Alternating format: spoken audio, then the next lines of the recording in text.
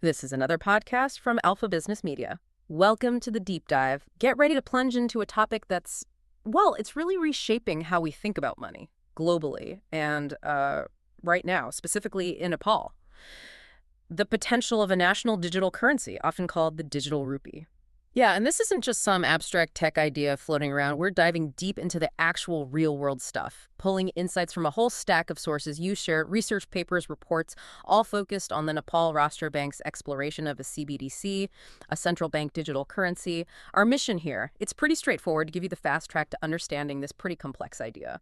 We'll break down what a digital rupee actually is, why Nepal is even considering it, look at the big potential upsides, and also lay out the critical challenges they really have to navigate. This deep dive is set up so you walk away with a clear picture fast. And setting that stage is important, isn't it? Because this whole push for central bank digital currencies, it's not just Nepal. Not at all. Globally, you've got over 130 countries looking into this seriously or even developing their own. That covers nations representing, over 95% of the world's GDP. It's definitely a reaction to how fast tech is changing and the rise of private digital money, too. What's really interesting, though, and the sources definitely point this out, is that the reasons behind it can be quite different, especially for emerging markets, the EMDEs, compared to, say, developed economies. Right. So while wealthier nations might be focused on, modernizing payments, countries like Nepal often have different priorities. Things like financial inclusion, getting services to people without bank accounts, and figuring out how to handle less physical cash, which is, costly and complex. And Nepal's central bank, the NRB, they're clearly not just watching. The fact they're actively exploring this digital rupee, it tells us they see limitations, maybe, in the current system. Seems that way. And potential in new tech. The sources even mention a pilot project planned for 2026. So this is moving beyond just talk. Yeah, towards concrete steps. Yeah. Okay, so let's unpack this. Maybe start by looking at the ground level. Nepal's financial and digital landscape right now. What does that actually look like? Well, the financial system in Nepal, it's still very much dominated by traditional banks. Right. And remittances, that money sent home from Nepalese working abroad, it's absolutely vital. Huge. Huge. But sending it isn't always cheap or fast, depending on how it's done. You've also got a growing stock market, millions of retail investors jumping in, which is positive, but it still faces issues like volatility, market manipulation concerns, and importantly, the banks themselves are dealing with rising non-performing loans, NPLs. Those are loans not being paid back on time. That number was creeping up. So traditional systems are key, but definitely feeling some strains. What about getting financial services out to everyone? Financial inclusion? That's where it gets complicated. There have been big efforts, definitely. But there are still significant gaps. Think about small and medium businesses and SMMEs. They face a massive financing gap, estimated in the billions of dollars. And a really critical piece the sources highlight is literacy, both financial and digital literacy. While it's improving, overall scores for financial knowledge are, relatively low. Especially outside the cities. Exactly. Big disparities depending on where you are, demographics. And look, if people don't grasp basic financial ideas or how to use digital tools confidently, adopting something totally new like a digital currency, that's a major hurdle. But hang on, digitally things are moving fast, aren't they? Mobile payments, QR codes seem to be everywhere. Oh, absolutely booming. Nepal's adoption of digital payments is rapid. You're talking, over 23 million mobile banking users, 21 million using digital wallets. QR payment volumes just exploded year on year recently.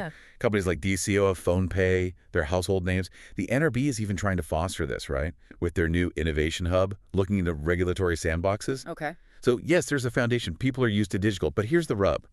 A digital rupee has to offer something clearly better or different than these really popular private options for people to actually use it. Right. It needs a compelling reason to switch or add it. And underneath all that, what are the big systemic challenges a digital rupee might target? The sources really zero in on two main things. First, the huge informal economy. Estimates put it at over half of Nepal's GDP. Half? That's massive. It is. And it employs the vast majority of the workforce, often in cash-based, untracked jobs. A digital currency could bring more transparency there. Potentially. Second is just the general reliance on cash. Managing physical money, printing it, moving it safely, storing it, has real costs for the central bank and commercial banks. A digital alternative could cut those down. But, and there's a big, you've got the digital divide running counter to that. Yeah. Big differences in internet access, computer ownership, urban versus rural, and digital literacy often follows that same pattern. So the very people who might benefit most from cheaper digital payments might be the hardest to reach. So just picture that for a moment if you're listening. A country where mobile payments are taking off, digital wallets are common, but maybe half the economy operates informally. Cash is still king for many, and there's this stark divide in digital access and skills, particularly outside the main cities. That's the really complex, sort of contradictory backdrop for this digital rupee idea. Okay, with that picture painted, let's get down to brass tacks. What exactly is a digital rupee in this Nepalese context? Okay, simply put, a CBDC, the digital rupee, is just a digital version of the country's official money, the Nepalese rupee. But it's issued directly by the central bank, the NRB. So government-backed. Exactly. It's legal tender, just like a physical banknote, only it exists digitally. It's fundamentally different from, say, Bitcoin, which is private and decentralized. And crucially, it's also different from the money in your regular bank account or your e-wallet balance. What's up? Because that money is technically a liability of your commercial bank or the e-wallet company. A digital rupee would be a direct liability of the Nepal Rashtra Bank itself. Its central bank money made available somehow to the public. Okay, so how would that likely work for people in Nepal? Would everyone get an account at the central bank? Probably not directly. Yeah. Based on the reports and what we're seeing globally, the most likely path for Nepal seems to be a two-tier retail CBDC. Two-tier. Yeah. It means the NRB issues the digital currency, but you, the end user, wouldn't interact directly with the NRB for day-to-day stuff. Instead, you'd hold and use your digital rupees through accounts or wallets provided by existing players, commercial banks, payment providers, maybe those popular fintechs on Isewa or PhonePe. Ah, so it uses the existing rails, basically. Exactly. It leverages the infrastructure that's already there, the customer relationships. Yeah. It also takes a huge operational load off the NRB compared to if they had to manage millions of individual accounts directly. The sources also suggest Nepal might test a wholesale version too, just for transactions between banks. Got it. But the key thing to grasp here is that choosing this model, who does what, how it's structured, it's not just a tech decision. It's fundamental. It shapes the future roles of the central bank, the commercial banks, and all those fintechs in Nepal's whole payment ecosystem. Right. It sets the stage for how money moves digitally. Okay, let's shift to the potential upside then. Given all the challenges in the landscape we talked about, what are the big wins? Why is the NRB even going down this road? What could a digital rupee actually do for Nepal? Well, a major driver, especially for a country like Nepal, is boosting financial inclusion. Now, imagine a digital rupee designed to work even offline. Offline, how? The tech is being explored, maybe using secure elements on basic phones, things like that. If you could make it work reliably offline, you can reach people in remote areas without bank branches or even steady internet. That gives them a safer, potentially cheaper way to save, receive funds, make payments, rather than just relying on cash or informal lenders. Okay, that could be huge for rural populations. What else? Efficiency and cost savings. Think about just sending money person to person, or the government sending out welfare payments or aid. A digital rupee could make those transactions almost instant and potentially much cheaper, cutting out intermediary fees. And it also directly tackles those costs of managing physical cash. We mentioned printing, transport, security. That's a real saving for the NRB and the banks, especially given Nepal's geography. And innovation. You mentioned the fintech scene is vibrant. Exactly. A CBDC could act as a new platform. It could enable things like programmable money. Imagine aid money that can only be spent on, say, food or medicine. Or smart contracts where payments happen automatically when conditions are met. Right. This could really spur new ideas from Nepal's fintechs, building on the CBDC rails. Interesting. And the informal economy aspect? That's a big one for the government, potentially. Digital transactions, by nature, leave a clearer trail than cash. This transparency could help reduce illicit activities, maybe, and potentially improve tax collection over time by bringing more economic activity into the formal recorded sector. Right, a digital footprint. And don't forget remittances. So vital for Nepal. CBDCs, especially if they become interoperable internationally through projects like Enbridge, which the NRB is watching, they promise much faster, much cheaper cross-border payments. Huge potential benefit for families receiving money from relatives abroad. Yeah, that would make a real difference. And finally, there's the angle of monetary sovereignty. With private cryptocurrencies banned in Nepal, a state-backed digital rupee provides a regulated alternative. It ensures the central bank keeps control over the national currency in the digital age. So you can really start to see how these benefits, if they pan out, could genuinely impact people's daily lives.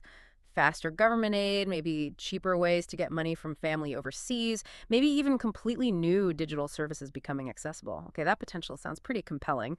But nothing's ever risk-free, is it? What are the big downsides, the hurdles the NRB needs to watch out for? No, definitely not risk-free. And this is where the planning gets really crucial. A major worry is financial stability, specifically this idea of bank disintermediation, Disintermediation, meaning? meaning people pulling money out of commercial banks. Yeah. Imagine if everyone decides the digital rupee, being a direct liability of the central bank, is much safer than keeping money in a regular bank account. Ah, like a flight to safety. Exactly. If lots of people shift their savings into digital rupees, that reduces the deposits commercial banks hold. And banks rely on those deposits to make loans. So it could potentially shrink the amount of credit available for businesses or individuals, which, given Nepal's rising NPLs, is already a sensitivity. And faster bank runs? That's the other side of it. In a panic, money could flow out of banks and into the perceived safety of CBDC far faster digitally than people lining up at ATMs. Now, the sources do talk about ways to mitigate this, like maybe putting caps on how much digital rupee one person can hold, or not paying any interest on it, so it's less attractive as a savings vehicle compared to bank deposits. Okay, stability is one. Yeah. What else? Cybersecurity. It's huge. A national digital currency system would be a massive target for hackers, criminals, even state actors. Protecting the core infrastructure. Protecting user wallets from theft, fraud, system failures. It requires absolutely top-tier, constantly evolving security. It's a massive undertaking. And tied to that is privacy, right? Absolutely. Every digital transaction creates data. While that data trail might be useful for fighting crime or understanding the economy, it raises very legitimate fears about government surveillance and the privacy of everyday users' financial lives. Finding that balance between necessary oversight, especially if you want to formalize parts of the economy, and protecting individual privacy, that's a really tough needle to thread in the design. And AML-CFT, anti-money laundering. Yes, a critical challenge. Mhm. Any new payment system, especially digital, could potentially be misused for illicit finance if the controls aren't incredibly robust. And this is where things get particularly pointed for Nepal right now. Because of the FATF gray list? Precisely. Being placed on the FATF gray list in early 2025 puts immense international pressure on the NRB. Any digital rupee design must have strong systems for traceability and know your customer, or KYC checks. They have to demonstrate they can prevent misuse. Which bumps up against privacy concerns again? Directly, mandating strong tracking and ID verification could make the digital rupee less appealing or harder to use, especially for those without formal ID, potentially undermining inclusion goals. But failure on the AML-CFT front could worsen Nepal's standing internationally. It's a major tightrope walk. Wow, okay. And finally, just getting it off the ground. Yeah, the practical implementation barriers we touched on earlier, low financial and digital literacy across parts of the population, the digital divide, unequal access to smartphones or reliable internet, you need huge public education campaigns. And then there's the basic adoption challenge. Why should you use it if merchants don't accept it, and why should merchants accept it if customers don't demand it? Especially when those private digital wallets are already so popular and work well for many. So for you listening, these risks aren't just theoretical policy debates. They could affect the stability of the banks you use, raise questions about who sees your transaction data, or simply mean that this new digital rupee, despite the hype, isn't practical or accessible for you. Those are definitely serious points to weigh. So how are other countries managing this balancing act? What lessons can Nepal maybe draw from experiences elsewhere as it gears up for that 2026 pilot? Well, the sources highlight a few relevant examples. India's e-rupee is obviously a close one to watch. Right, geographically and economically linked. Exactly. They've made pretty good progress in their pilots, getting millions of users involved, focusing on specific use cases like government-to-person payments, corporate transactions. They're also testing offline features and programmability. The lesson there seems to be, take a phased approach, target specific problems where the CBDC offers real value, and build from there. Okay, targeted use cases. What about China? Theirs is huge, right? Huge in scale, yes.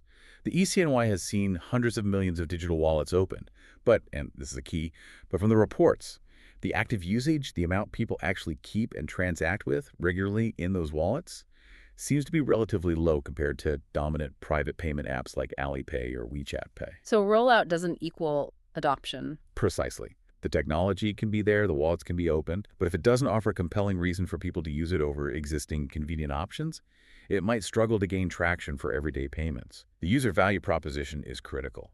What about smaller countries, maybe more similar to Nepal? Bhutan's Digital Gultran project is interesting.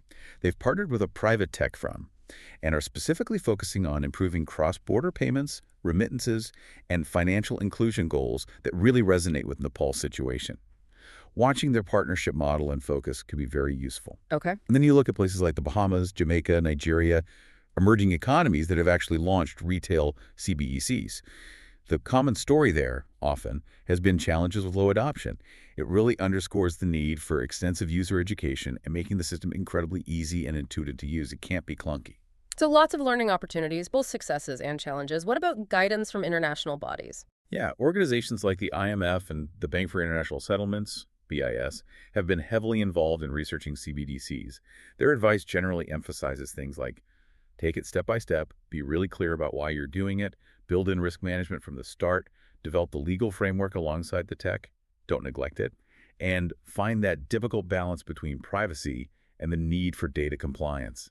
They also tend to favor that two-tier model, working with the existing financial sector, not replacing it. Okay, so pulling all these threads together, Nepal's specific situation, the pros, the cons, the international lessons, what does a potential roadmap for success look like? How should Nepal proceed? Well, synthesizing the recommendations from the sources, a few key themes emerge. First, definitely a phased, iterative approach. Start small, pilot, learn, adapt. That seems consistent with the NRB's 2026 plan. Don't try to boil the ocean on day one. Makes sense. Second, given that digital divide we keep coming back to, really prioritizing robust, secure offline payment capabilities seems absolutely crucial if the goal of financial inclusion is serious. It has to work for everyone, not just those with constant connectivity. Right. Critical for reaching the unbanked. Third, active collaboration. Public-private partnerships with the banks and the fintechs are vital. They have the customer base, the distribution networks. Leveraging things like the NRB's Innovation Hub to foster this collaboration seems key for that two-tier model to work effectively. So work with the existing players. Yes. Fourth, you cannot overstate the need for massive targeted education campaigns on financial literacy and digital literacy, and specifically about what the digital rupee is, how to use it safely, why it might be beneficial. You have to build understanding and trust. Build trust, yeah. And finally, the legal and regulatory side needs to keep pace. You can't just build the tech and figure out the rules later. Clarity on data privacy, consumer protection, AML-CFT compliance, especially those FATF requirements, needs to be developed concurrently to provide a solid foundation. So framing this for you, the listener, the path forward isn't just a tech project. It's deeply socioeconomic. Success really depends on navigating these complex trade-offs: innovation versus stability, privacy versus transparency, the roles of different players, and critically, ensuring that the design genuinely centers the needs and addresses the concerns of you, the potential user, especially those who are currently most excluded from the financial system. That really sums up the core tension, doesn't it? On one hand, this huge potential for a digital rupee to maybe transform parts of Nepal's financial system, boost inclusion, cut costs. But on the other, these really significant risks and practical hurdles, from keeping the banking system stable and securing the network to navigating thorny privacy issues and just getting people, especially in remote areas, able and willing to use it. Absolutely. It requires incredibly careful planning, deep technical expertise, smart policy choices, and a real spirit of collaboration across government, banks, fintechs, and civil society. And always, always keeping the focus on the end user, particularly the most vulnerable populations. Which leaves us and you with a final thought to chew on. As Nepal moves cautiously down this path towards a digital rupee, exploring pilots and designs, the big question is, how can they ensure this technological leap forward is truly a leap forward for everyone's financial well-being across the country? How do you design it not just to be efficient, but to genuinely bridge the digital and financial divides without inadvertently ladening them or compromising fundamental values like privacy or shaking the foundations of the system people rely on today? Something to think about. Thank you for joining us for this deep dive into Nepal's digital currency journey.